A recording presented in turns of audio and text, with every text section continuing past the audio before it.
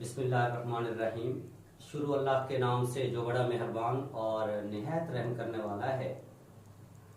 बच्चों, आज का हमारा टॉपिक है melting and boiling points and their periodic trends.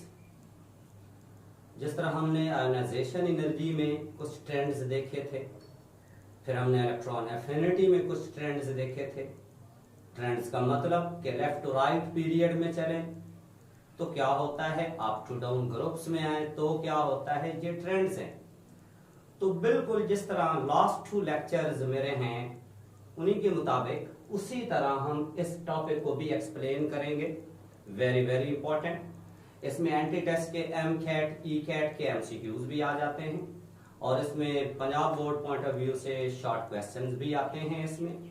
तो आइए जी, आज का जो हमारा टॉपिक होगा वो होगा जी हमारा topic melting point and boiling point और इनके पीरियोडिक ट्रेंड्स। ये बच्चों हमारा टॉपिक है, melting point and boiling points और इनके पीरियोडिक ट्रेंड्स। अब अगर पंजाब बोर्ड में ये लॉन्ग आता है तो कैसे आ सकता है, जिसके आने के चांसेस कम हैं। अगर आता है लॉन्ग तो फिर define melting and boiling point and discuss their periodic trends, ये लॉन्ग में आएगा अगर आता है। पहले तो बच्चों हमें इस बात का पता होना चाहिए कि मेल्टिंग पॉइंट कहते किसे हैं।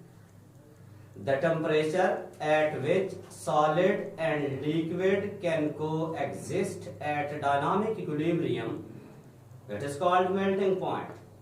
कि जी ऐसा टेम्परेचर जिस पर solid and liquid at a time exist भी कर रहे होते हैं और एक दूसरे में कन्वर्ट भी हो रहे होते हैं। फॉर एग्जांपल मैं आपसे पूछता हूं जी वाटर का मेल्टिंग पॉइंट कितना है, आपने कहना है 0 सेंटीग्रेड। अब मैं पूछता हूं कि इसका फ्रीजिंग पॉइंट कितना है, वो भी 0 सेंटीग्रेड है। तो जिस टेम्परेचर पर बर्फ पानी में चेंज होती है उसी टेम्परेचर पर पानी बर्फ में चेंज हो जाता है। तो मैं रिपीट करता हूं definition, the temperature at which solid and liquid can coexist at dynamic equilibrium, it is called melting point. तो बॉइलिंग पॉइंट फिर किसे कहते हैं? The temperature at which vapour pressure of a liquid becomes equal to atmospheric और any external pressure.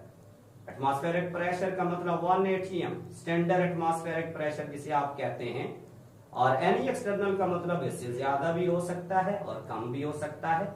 इसको हम detail में discuss करेंगे बच्चों चैप्टर नंबर 4 लिक्विड स्टेट में। आज हमारा टॉपिक है मेल्टिंग एंड बॉइलिंग पॉइंट। बच्चों एक फार्मूला मैं लिखने जा रहा हूं यहाँ पर जो कि वेरी वेरी वेरी इंपॉर्टेंट है और मेरा पूरा लेक्चर जो है उसी फार्मूले के इर्द गिर्द घूमता रहेगा।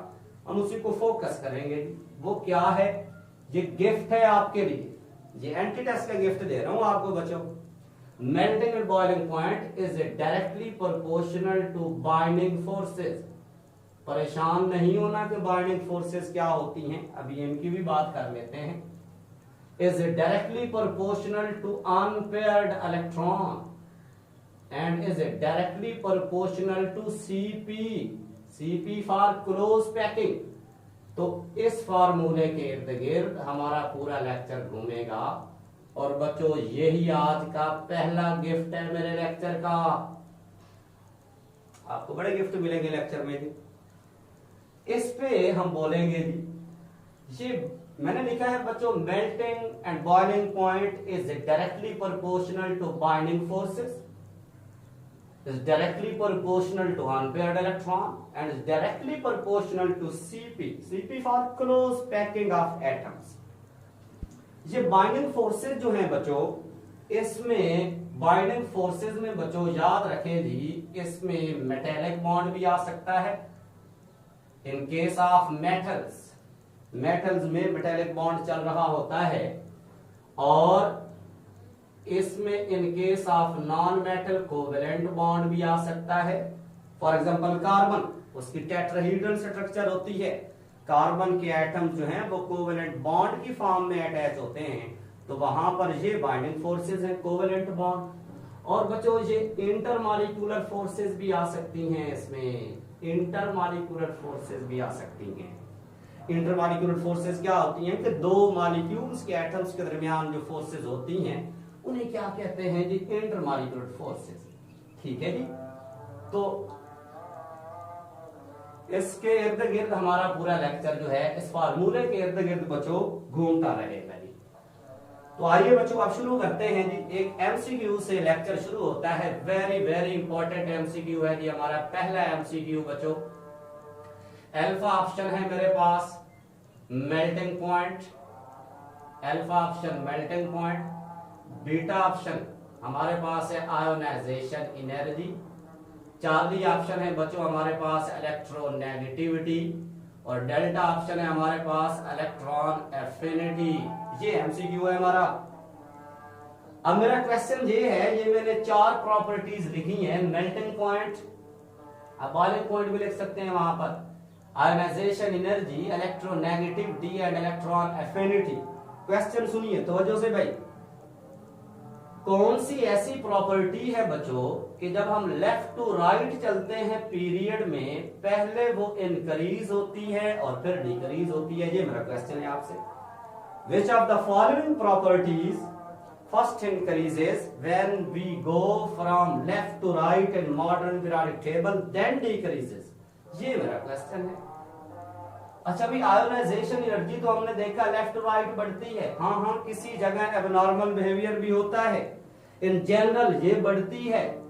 इलेक्ट्रोनेगेटिविटी ये भी लेफ्ट टू राइट बढ़ती है, इलेक्ट्रॉन एफिनिटी ये भी लेफ्ट टू राइट बढ़ती है। मेरा क्वेश्चन ये है बच्चों, कौन सी ऐसी प्रॉपर्टी है कि जो पहले तो लेफ्ट टू राइट बढ़ती है फिर डिक्रीज होना शुरू हो जाती है? तो इसमें जो करेक्ट ऑप्शन है वो बच्चों मेल्टिंग पॉइंट। ये जो मेल्टिंग पॉइंट होते हैं बच्चों, ये लेफ्ट टू राइट पहले इनक्रीज होते हैं और फिर डिक्रीज होना शुरू हो जाते हैं।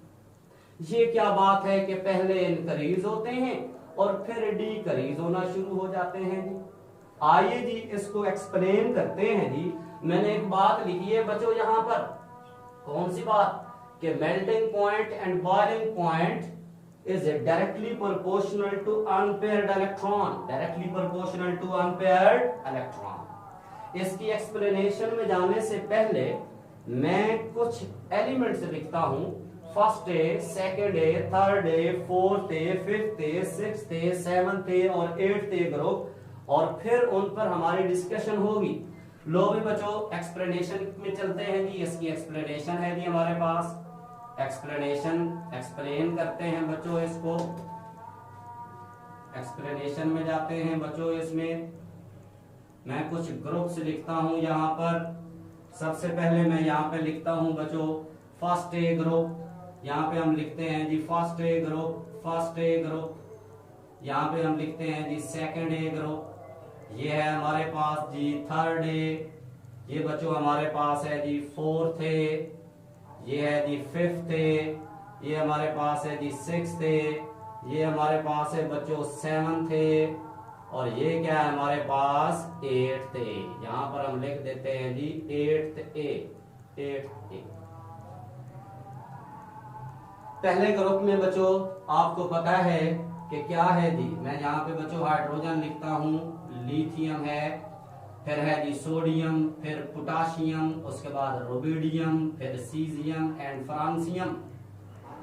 यहां मैंने मुख्तलिफ चैप्टर्स की आपको सैर करानी है बेटे, विजिट करवाना है, तो तवज्जो से सुनने वाली बातें हैं। रेफरेंस दूंगा, मेरे लेक्चर लेने से पहले बुक अपने पास रख लिया करेंगे, साथ साथ और भी चीजें क्लियर होंगी। मुख्तलिफ चैप्टर में से हमारे शॉर्ट क्वेश्चंस और एमसीक्यूज क्लियर हो जाएंगे। यहां पर बच्चों मैंने जो एलिमेंट लिखे हैं, यहां पर मैंने हाइड्रोजन भी लिखी है, लेकिन याद रख लें जी हाइड्रोजन का ताल्लुक किसी ग्रुप से नहीं है। इसकी कुछ प्रॉपर्टीज पहले ग्रुप के साथ मिलती हैं, कुछ इसकी फोर्थ ए के साथ मिलती हैं, कुछ इसकी सेवंथ ए ग्रुप के साथ मिलती हैं, और कुछ डिफरेंसेस भी हैं इनके साथ। तो यही तो मॉडर्न पीरियोडिक टेबल का मेजर ड्रॉबैक है कि ये हाइड्रोजन की एग्जैक्ट पोजीशन नहीं बताता। तो बच्चों याद कर लो, अगर आपसे पूछा जाए कि हाइड्रोजन किस ग्रुप से बिलोंग करती है, सर ये किसी ग्रुप से बिलोंग नहीं करती, it belongs to first period, ये फर्स्ट पीरियड से बिलोंग करती है, इसका ताल्लुक बच्चों किसी ग्रुप से नहीं है। सेकंड ग्रुप में बच्चों देखें जरा, बेरिलियम है हमारे पास, इट्स अ मैग्नीशियम, ये कैल्शियम, स्ट्रोनेशियम, बेरियम एंड रेडियम। ये सारी बातें ये मैं क्यों लिख रहा हूं, इसको एक्सप्लेन करना है। जो एमसीक्यू बच्चों अभी मैंने प्लॉट किया है कि लेफ्ट टू राइट पहले मेल्टिंग पॉइंट बढ़ता है फिर कम हो जाता है, ऐसा क्यों है, इसकी एक्सप्लेनेशन के लिए ये सारे ग्रुप लिख रहा हूं मैं। उसके बाद बच्चों थर्ड ए ग्रुप है जी, boron, carbon, nitrogen, oxygen, fluorine, sorry third A group में हमारे पास है बच्चों, ये मैंने पीरियड की बातें शुरू कर दी थी बच्चों। बोरान है हमारे पास, एल्यूमिनियम है, गैलियम है, एंडियम है हमारे पास, और क्या है जी हमारे पास, थैलियम है। Boron, aluminium, gallium, indium and thallium. Fourth A group है हमारे पास, कार्बन है, सिलिकॉन है बच्चों हमारे पास, जर्मेनियम है, और ये टिन है, और ये क्या है हमारे पास, लेड है जी। Carbon, silicon, germanium, tin and lead. पांचवा ग्रुप बच्चों हमारे पास, नाइट्रोजन, फास्फोरस, आर्सेनिक, एंटीमनी, और ये हमारे पास बिस्मिथ है। जो सिक्स्थ ग्रुप है उसमें बच्चों ऑक्सीजन है, सल्फर है, सिलीनियम है, टिल्लूरियम है और पोलोनियम है। और ये बच्चों हमारे पास है जी फ्लोरीन है, क्लोरीन है, ब्रोमीन है, आयोडीन है, और ये एस्टेटाइन है। और जो आठवां ग्रुप है बच्चों वो हीलियम है, ये हमारे पास नियॉन, ये आर्गन, ये क्रिप्टॉन, ये जीनॉन, और ये बच्चों हमारे पास रेडॉन। ये मैंने कुछ ग्रुप्स लिखे हैं जी। ये हमारे पास है बच्चों first A group, second A है, third A, fourth A, fifth A, sixth A, seventh A और एट्थ ए। ठीक है जी। और एक बात याद रख लें, ये जो मॉडर्न पीरियोडिक टेबल में ए बी लिखा हुआ है, ये मेंडलीव ने बातें की थी जी, उसने ए बी में डिवीजन की थी। तो ये बच्चों हमारे पास कुछ एलिमेंट्स मैंने शो किए हैं। अब तवज्जो से सुनने वाली बातें हैं, अब इनकी हम बातें करते हैं कि ये क्या बात हमने लिख दी है। ठीक है जी। हीलियम और हाइड्रोजन, इन दोनों का ताल्लुक बच्चों फर्स्ट पीरियड से चलता है। आइए अब इस पे हम डिस्कशन करते हैं। एक्सप्लेनेशन में बच्चों यहां पे हम देखेंगे कि जब हम पीरियड में लेफ्ट टू राइट चलते हैं, जब आप पीरियड में लेफ्ट टू राइट चलते हैं तो क्या होता है जी, पीरियड्स। यहां पर हम देखेंगे बच्चों पीरियड्स में लेफ्ट टू राइट चलते हैं तो क्या हो, याद रखें एमसीक्यू से लेक्चर शुरू हो रहा है। मेरा क्वेश्चन यही था कि कौन सी ऐसी प्रॉपर्टी है जो पहले क्या करती है बच्चों, इंक्रीज होती है और फिर क्या होती है, डिक्रीज। तो इसमें जो हमारा आंसर था वो था मेल्टिंग पॉइंट। तो उसको एक्सप्लेन करने के लिए ये चीजें मैंने लिखी हैं। तो इधर बच्चों हम पीरियड्स की बात करेंगे और इधर हम देखेंगे कि ग्रुप्स में क्या होता है। जब अप टू डाउन बच्चों हम ग्रुप्स में आते हैं तो फिर क्या होता है इसके साथ, मेल्टिंग और बॉइलिंग पॉइंट के साथ। देखिए बच्चों मैंने लिखा है बच्चों लेफ्ट टू राइट चले। क्वेश्चन मेरा ये था कौन सी ऐसी प्रॉपर्टी है जो पहले इंक्रीज होती है फिर डिक्रीज होती है। आंसर ये था हमारा कि मेल्टिंग पॉइंट। मेल्टिंग पॉइंट पहले इंक्रीज होता है फिर क्या होता है कि डिक्रीज होता है। क्यों भाई, चलें एक एग्जांपल देते हैं बच्चों। ये आपके पास है बच्चों सेकंड पीरियड के एलिमेंट, इनको फोकस करना है आप। सेकंड पीरियड के एलिमेंट क्या है हमारे पास, लिथियम है, उसके बाद बच्चों है बेरिलियम है, boron, carbon, nitrogen, oxygen, fluorine and neon. ये हैं हमारे पास सेकंड पीरियड के एलिमेंट। इनके एटॉमिक नंबर अगर मैं लिखूं, ये बच्चों 3 है, ये 4 है, ये 5 है, ये 6 है, ये 7 है, ये 8 है, ये 9 है, ये 10। These are the atomic numbers of second period elements. Electronic configuration देखिए, वेरी वेरी इंपॉर्टेंट बच्चों। इलेक्ट्रॉनिक कॉन्फ़िगरेशन देखते हैं। इसकी इलेक्ट्रॉनिक कॉन्फ़िगरेशन है बच्चों हमारे पास 1s2 2s1, इसकी ये है। और जो बेरिलियम की इलेक्ट्रॉनिक कॉन्फ़िगरेशन है 1s2 2s2, और जो बोरॉन की इलेक्ट्रॉनिक कॉन्फ़िगरेशन है हमारे पास वो है 1s2 2s2 2p1, इसके p में 1 है। कार्बन की बात देखते हैं बच्चों, इसकी है 1s2 2s2, ठीक है जी, 2px 2py एंड 2pz। ये देखिए जी हमारे पास ये कार्बन की इलेक्ट्रॉनिक कॉन्फ़िगरेशन है, ठीक है। उसके बाद बच्चों हम बात करते हैं जी नाइट्रोजन की। नाइट्रोजन की देखते हैं, ये है 1s2 2s2 2px 2py and 2pz। ये है इसकी इलेक्ट्रॉनिक कॉन्फ़िगरेशन स्टूडेंट्स। और ऑक्सीजन की बच्चों देखें, जो ऑक्सीजन की इलेक्ट्रॉनिक कॉन्फ़िगरेशन है वो है 1s2 2s2 2px 2py and 2pz, 5 6 7 and 8। ये हमारे पास है जी ऑक्सीजन की इलेक्ट्रॉनिक कॉन्फ़िगरेशन। नेक्स्ट है बच्चों हमारे पास फ्लोरीन की इलेक्ट्रॉनिक कॉन्फ़िगरेशन। देखिए जी फ्लोरीन की इलेक्ट्रॉनिक कॉन्फ़िगरेशन बच्चों एटॉमिक नंबर 9 है 1s2 2s2 2px 2py 2pz। ये 5 ये 6 ये 7 ये 8 ये 9। और एट द एंड बच्चों हमारे पास है जी नियॉन की इलेक्ट्रॉनिक कॉन्फ़िगरेशन। ये है जी 1s2 2s2 2px 2py 2pz। ये 5 ये 6 ये 7 ये 8 ये 9 ये 10। These are the electronic configurations of second period elements। ये second period elements की बच्चों इलेक्ट्रॉनिक कॉन्फ़िगरेशन है। अब जरा और से देखें, मेरा क्वेश्चन क्या था?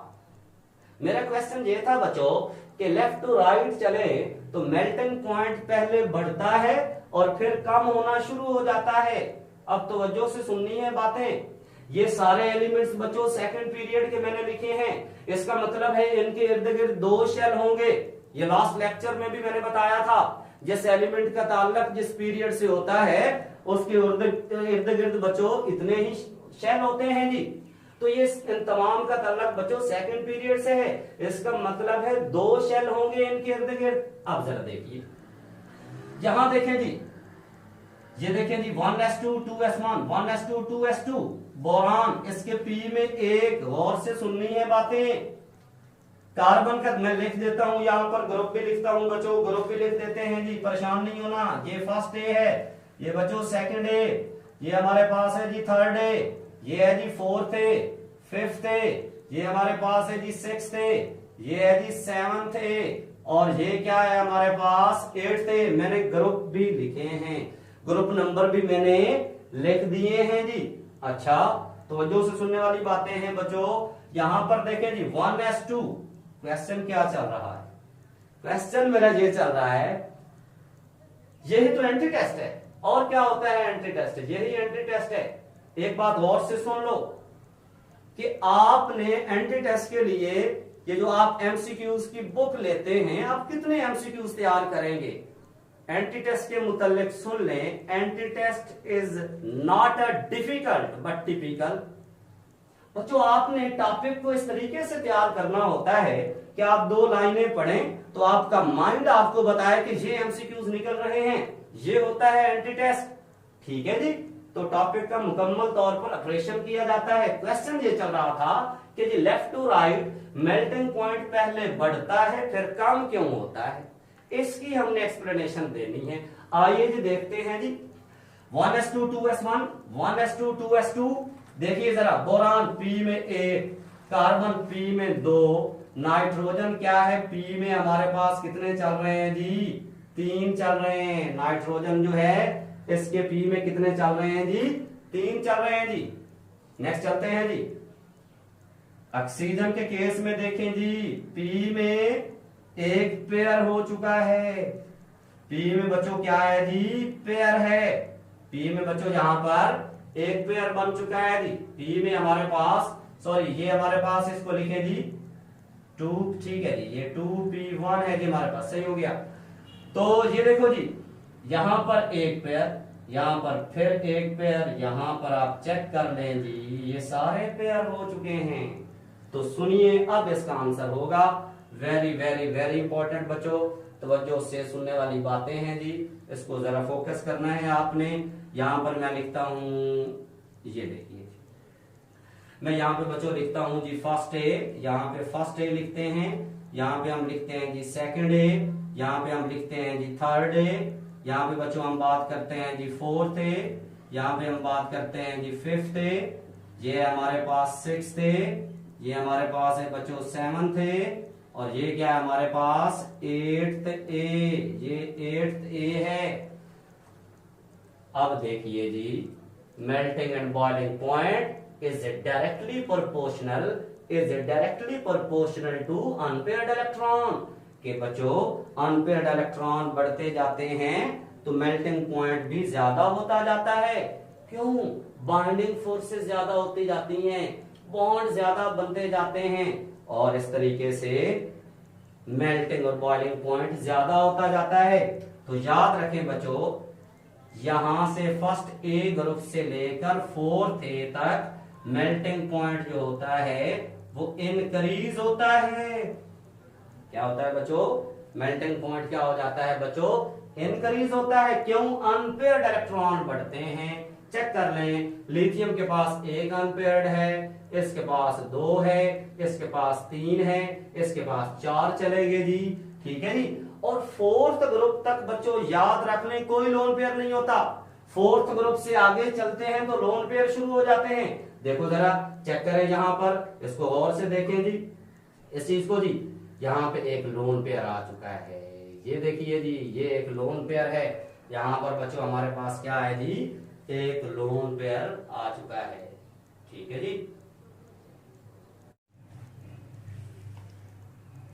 तो आपने क्या आंसर देना है बच्चों?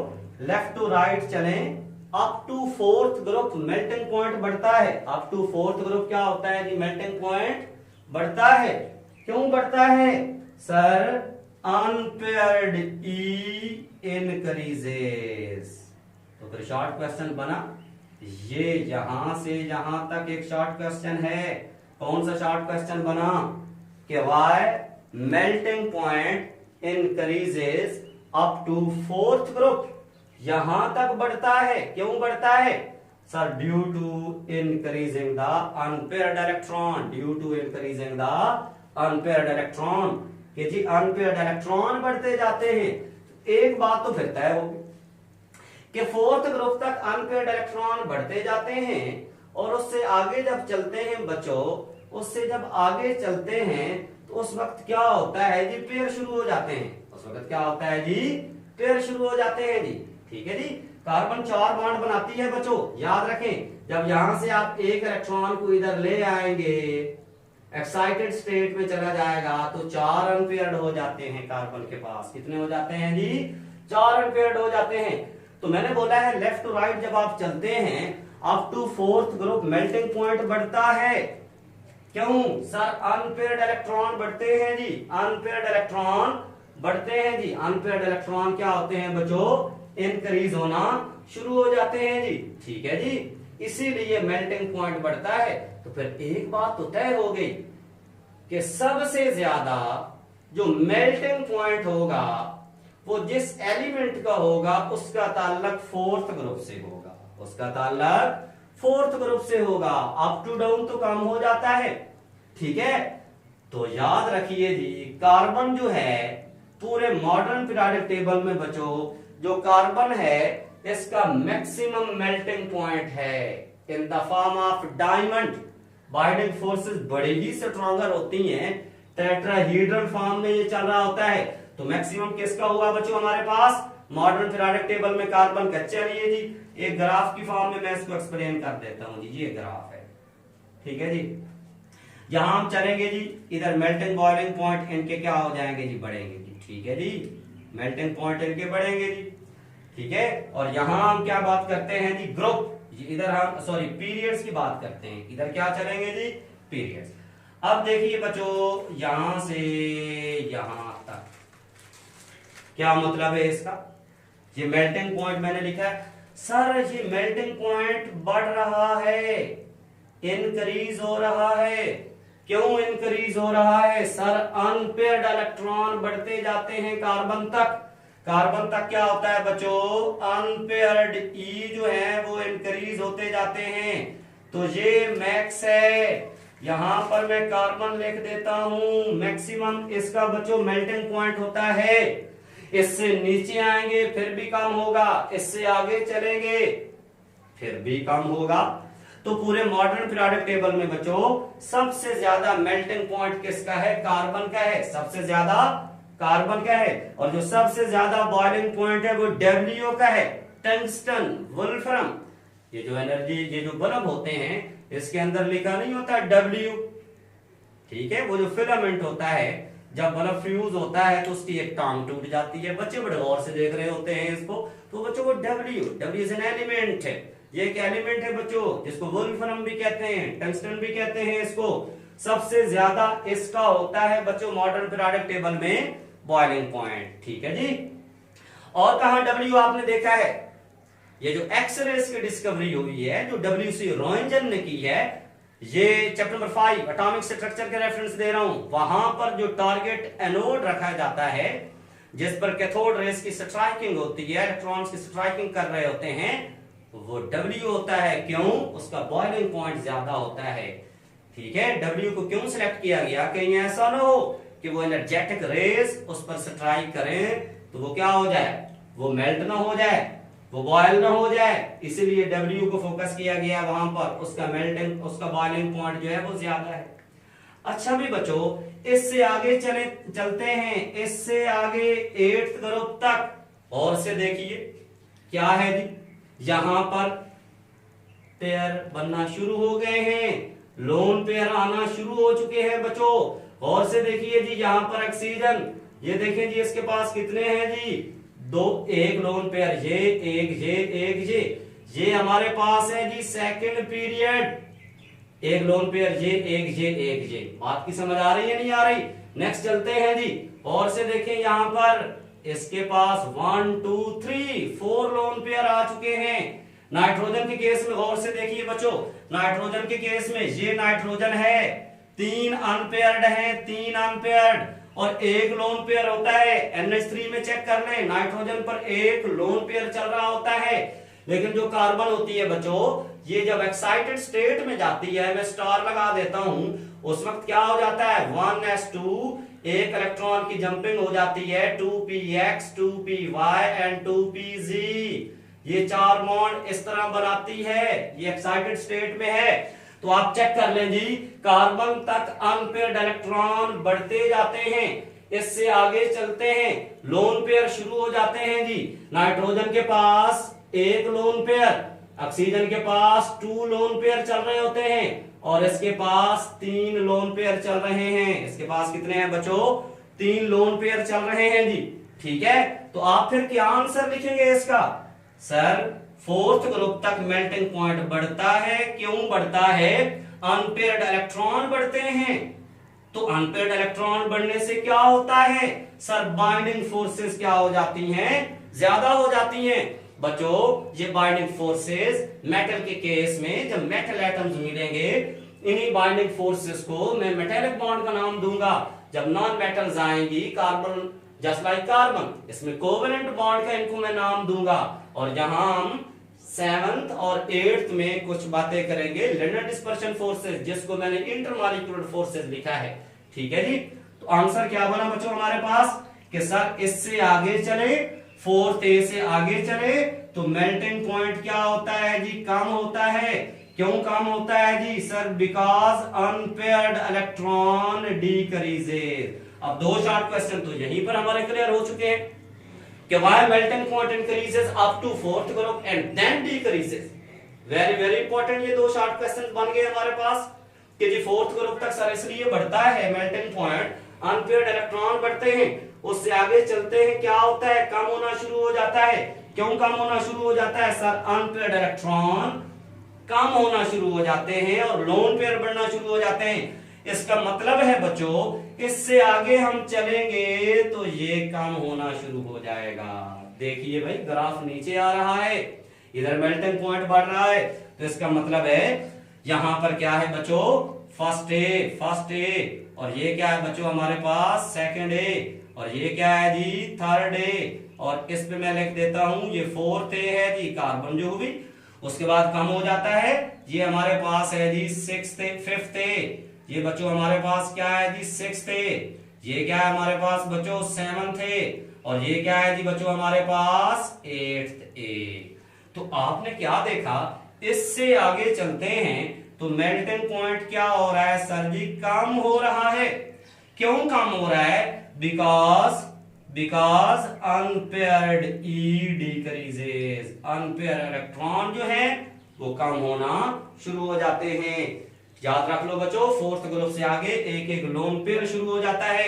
एक एलिमेंट का ताल्लुक 5th ग्रुप से है, इसका मतलब एक लोन पेयर है उस पर, क्योंकि 4th से आगे लोन पेयर शुरू होते हैं। 6th ग्रुप से अब 2 लोन पेयर शुरू हो जाएंगे। 7th ग्रुप से है सर 3 लोन पेयर है इसमें। यहां तक क्लियर हुई बात कि लेफ्ट टू राइट क्या होता है जी, लेफ्ट टू राइट क्या होता है जी, बढ़ता है। कहां तक बढ़ता है? Up to 4th group. उसके बाद क्या होता जाता है जी, कम होता जाता है। अच्छा, यहां एक वेरी वेरी इंपॉर्टेंट है बच्चों क्वेश्चन, जिसको मैंने डिस्कस करना है जी, इसको जरा गौर से देखिए जी। यहां पर अगर मैं आपसे पूछूं कि ये दो, ये वाले फास्फोरस और सल्फर, फास्फोरस और सल्फर, मैंने बोला है कि left to right up to 4th group क्या होता है बच्चों, left to right up to 4th group क्या होता है, बढ़ता है। उसके बाद कम होना शुरू हो जाता है। इट मींस जो 5वें ग्रुप के एलिमेंट हैं उनका तो फिर ज्यादा होना चाहिए as compare to 6th A group. क्यों भाई? Left to right sir 4th तक बढ़ता है, उसके बाद कम होना शुरू हो जाता है। इसका मतलब फास्फोरस का ज्यादा होना चाहिए, सल्फर का कम होना चाहिए। इसका मतलब तो बच्चों फिर यही बनता है, फास्फोरस का ज्यादा होना चाहिए, सल्फर का कम होना चाहिए।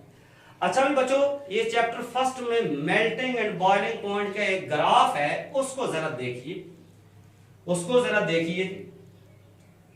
हकीकत ये नहीं है जी, आप क्या सोच रहे हैं कि left to right 4th A group तक बढ़ता है, आगे कम होना शुरू हो जाता है। तो फिर आपके बकौल तो फास्फोरस का ज्यादा होना चाहिए सल्फर से, लेकिन हकीकत में ये नहीं होता। ये है फास्फोरस का कम है बच्चों, सल्फर का ज्यादा है। फास्फोरस का कम है, फास्फोरस का कम है बच्चों, सल्फर का क्या है जी हमारे पास ज्यादा है। ये क्या बात होगी, ये क्या बात है? फास्फोरस का कम क्यों है, सल्फर का ज्यादा क्यों है? तो शॉर्ट क्वेश्चन तो बना, why melting and boiling point of sulphur is higher than the melting and boiling point of phosphorus। तो याद रख लें बच्चों, फास्फोरस भी नॉन मेटल है जो P4 की फॉर्म में एग्जिस्ट करती है, सल्फर भी नॉन मेटल है जो S8 की फॉर्म में एग्जिस्ट कर रही होती है। ठीक है, phosphorus, white phosphorus, chapter number 4 inorganic chemistry में आप देखेंगे, इसके कुछ आप एसिड्स भी देखेंगे, जस्ट लाइक H3PO3, H3PO4, इसके कुछ ऑक्साइड्स देखेंगे, P2O3, P2O5, इसके कुछ क्लोराइड भी देखेंगे, PCl3 और PCl5, वेरी वेरी इंपॉर्टेंट है, हम देखेंगे। चलिए एक इंपॉर्टेंट पॉइंट मैं बता देता हूं फास्फोरस के मुतालिक कि फास्फोरस अगर मॉइस्चर में रहे तो इसे कुछ नहीं होता, जो ही ड्राई फॉर्म में इसको लेके चला जाए व्हाइट फास्फोरस तो इसको आग लग जाती है। तो क्वेश्चन क्या था कि इसका कम क्यों है, इसका ज्यादा क्यों है? रीजन क्या है? दोनों नॉन मेटल्स हैं, दोनों पॉलीएटॉमिक हैं। फास्फोरस में 4 एटम चल रहे हैं, सल्फर में 8, दोनों नॉन मेटल्स हैं। ठीक है, दोनों नॉन पोलर हैं, इसका मतलब है दोनों में बच्चों फिर लंडन डिस्पर्शन फोर्सेस होंगी। अच्छा, ये कहां पढ़ा है London dispersion forces? Chapter number 4 first year liquid state में आपने पढ़ा है टाइप्स ऑफ इंटरमॉलिक्यूलर फोर्सेस का। लास्ट इसकी जो टाइप है इंटरमॉलिक्यूलर फोर्सेस की, लंडन डिस्पर्शन फोर्सेस। अच्छा, अगर मैं आपसे पूछूं कि जो लंडन डिस्पर्शन फोर्सेस हैं बच्चों, ये पोलर में होती हैं या नॉन पोलर में? सर ये पोलर और नॉन पोलर दोनों में होती हैं, लेकिन इनका ज्यादातर रोल, इनका जो सिग्निफिकेंट रोल होता है बच्चों वो नॉन पोलर में होता है। अब देखिए फास्फोरस की इस तरीके से मैं डायग्राम बना देता हूं। ये बच्चों फास्फोरस 1 2 3 4, ये मीनार पाकिस्तान बना दिया मैंने, जल्दी याद हो जाएगा। अच्छा, ये फास्फोरस की डायग्राम है। अब सल्फर की देखिए जी, डबल एम बनाना है, डबल एम बनाना है। वो कैसे बच्चों? ये देखिए जी, ये एक एम मैंने बना दिया, एक एम बन, एक और एम बना, एक और एम, ये देखो जी डबल एम बना दिया है मैंने। इसमें देखिए जी 1 2 3 4 5 6 7 और 8। Non metal, non metal, non polar, non polar, land and dispersion forces, land and dispersion forces. ठीक है जी। इन दोनों में बच्चों जो फोर्सेस चल रही हैं, इन दोनों में जो फोर्सेस चल रही हैं बच्चों, वो कौन सी चल रही हैं? इन दोनों में लैंड एंड डिस्पर्शन फोर्सेस, ये फोर्सेस चल रही हैं इन दोनों में। अच्छा, फर्स्ट ईयर केमिस्ट्री में आपने देखा है कि greater the electronic cloud, greater the size, greater the polarizability, greater the distortion and greater the length and dispersion forces। जितना इलेक्ट्रॉनिक क्लाउड ज्यादा होता जाता है, उतना साइज क्या होता जाता है? ज्यादा होता जाता है। उतनी डिस्टॉर्शन ज्यादा होती जाती है, उतनी पोलराइजेबिलिटी ज्यादा होती जाती है, और उतनी ही लैंड एंड डिस्पर्शन फोर्सेस ज्यादा होती जाती हैं। तो फिर आंसर क्या बना? सर इसका वैसे तो कम होना चाहिए था सल्फर का, जो हमने सीखा है कि left to right fourth A group तक बढ़ता है, आगे कम होता है। सर वैसे तो कम होना चाहिए था सल्फर का, लेकिन इसका क्यों ज्यादा हो चुका है? इसलिए इसका ज्यादा हो चुका है कि इसमें लैंड एंड डिस्पर्शन फोर्सेस जो हैं वो ज्यादा हैं। इसमें लैंड एंड डिस्पर्शन फोर्सेस जो हैं बच्चों वो ज्यादा हैं। अब इसी बात को बच्चों एक ग्राफ की फॉर्म में एक्सप्लेन करूंगा मैं, ग्राफिक फॉर्म में इसको एक्सप्लेन करने की बच्चों कोशिश कर लेते हैं। और से देखिए, एंटी टेस्ट में ग्राफ भी आ सकता है। ये देखें बच्चों, ये एक ग्राफ है इस तरीके से, ये मैंने ग्राफ बना दिया यहाँ पर। ठीक है जी। आप इधर से इधर चलेंगे बच्चों, Z बढ़ेगा, Z फॉर एटॉमिक नंबर। इधर चलेंगे तो क्या हो जाएगा जी? मेल्टिंग पॉइंट बढ़ेगा जी, मेल्टिंग पॉइंट इसका क्या होगा बच्चों? इंक्रीज होगा, मेल्टिंग पॉइंट इंक्रीज होगा। तो चेक कीजिए ग्राफ बच्चों, यहां से ये और ये मैं इस तरीके से सारा ग्राफ मैंने नहीं बनाया, आपने बुक में देख लेना है जी। मैंने सारा ग्राफ नहीं शो किया जी। यहां मैं लिखता हूं जी एल्युमिनियम है, यहां सिलिकॉन है, यहां फास्फोरस है, यहां सल्फर है। ठीक है, यही तो हमारा फिर एमसीक्यू है एंटी टेस्ट का। अगर यहां सल्फर और फास्फोरस को ना लिखे, यहां पर पॉइंट लिख दे, फॉर एग्जांपल वो यहां पे लिख सकता है जी ए, यहां पर वो लिख दे जी बी, यहां पे वो लिख सकता है जी सल्फर की जगह सी, सॉरी यहां पर वो लिख सकता है फास्फोरस की जगह बच्चों सी, और यहां पर क्या लिख सकता है जी डी। अब आपसे पूछ लिया जाए कि पॉइंट डी पर क्या आता है, फिर आपको पता तो होना चाहिए। सल्फर आता है, सी पर क्या आता है जी? फास्फोरस आता है जी। ठीक है जी, तो ये इंपॉर्टेंट है। तो अभी तक बच्चों हमने क्या सीखा कि लेफ्ट टू राइट चलते हैं पीरियड में, मेल्टिंग पॉइंट बढ़ता है up to fourth A group, और आगे क्या होता है जी? कम होना शुरू हो जाता है। तो आंसर क्या बना? सर जब लेफ्ट टू राइट चलते हैं तो क्या होता है? अनपेयर्ड इलेक्ट्रॉन बढ़ते जाते हैं, फोर्थ ए ग्रुप तक अनपेयर्ड इलेक्ट्रॉन बढ़ते जाते हैं और आगे कम होना शुरू हो जाते हैं। Is it clear? अच्छा, इसका मतलब है melting point is directly proportional to unpaired electron. जितने अनपेयर्ड इलेक्ट्रॉन ज्यादा होते जाएंगे, उतने मेल्टिंग और बॉइलिंग पॉइंट भी क्या होता जाएगा? ज्यादा होता जाएगा। और साथ में एक और बात भी लिखी है, melting and boiling point is directly proportional to close packing, is directly proportional to close packing. अच्छा, आइए बच्चों, अब हम एक एग्जांपल ऐसी देने जा रहे हैं कि अनपेयर्ड इलेक्ट्रॉन ज्यादा होने के बावजूद उस एलिमेंट का मेल्टिंग पॉइंट कम हो जाएगा। 3D सीरीज, 3D सीरीज की मैं एलिमेंट लिखने जा रहा हूं, chapter number 6 transition element 3D series. उसमें क्या है बच्चों? हमारे पास है जी सेकेंडियम है जी, टाइटेनियम है जी, उसके बाद है जी वेनेडियम है जी, उसके बाद क्रोमियम, उसके बाद मैंगनीज, ठीक है जी, उसके बाद क्या है जी? आयरन है जी, उसके बाद कोबाल्ट है जी, ठीक है जी, उसके बाद निकल है जी, उसके बाद कॉपर है, उसके बाद जिंक है जी। 3D सीरीज, ये एलिमेंट 3D सीरीज के मैंने लिखे हैं।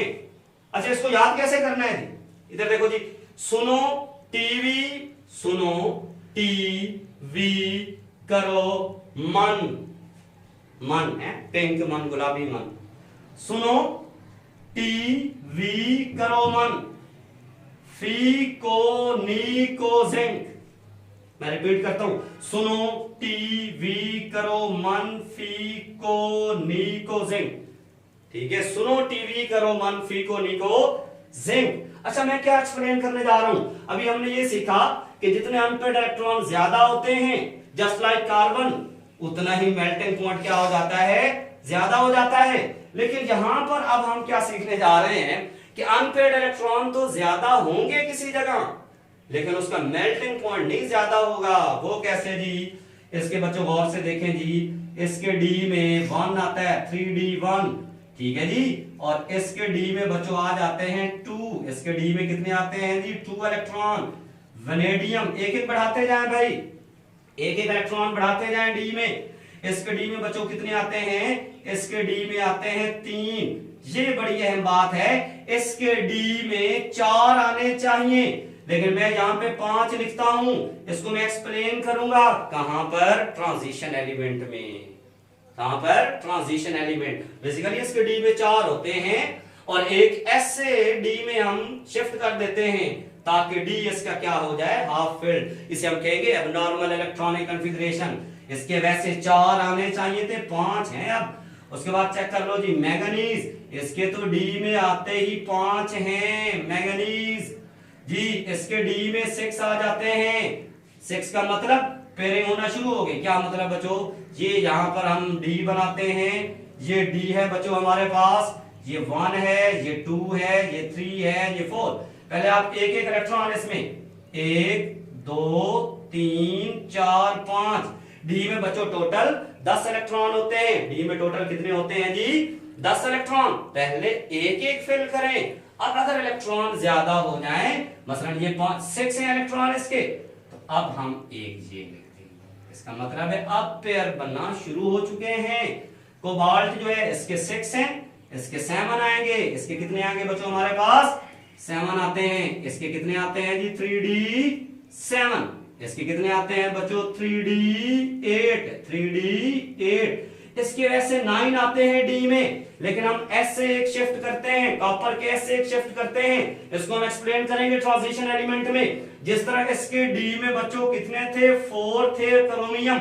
हमने एक शिफ्ट कर दिया इससे, एस से इधर एक भेज दिया हमने इलेक्ट्रॉन, ताकि इसका डी हाफ फिल्ड हो जाए। हाफ फिल्ड का मतलब होता है ज्यादा स्टेबल है। बिल्कुल इसी तरह कॉपर के डी में 9 आते हैं, लेकिन हम एस से एक शिफ्ट कर देंगे। अब इसके भी डी में 10 हो जाते हैं, इसके भी डी में कितने हो जाते हैं? 10 हो जाते। इसके तो वैसे ही 10 है जी।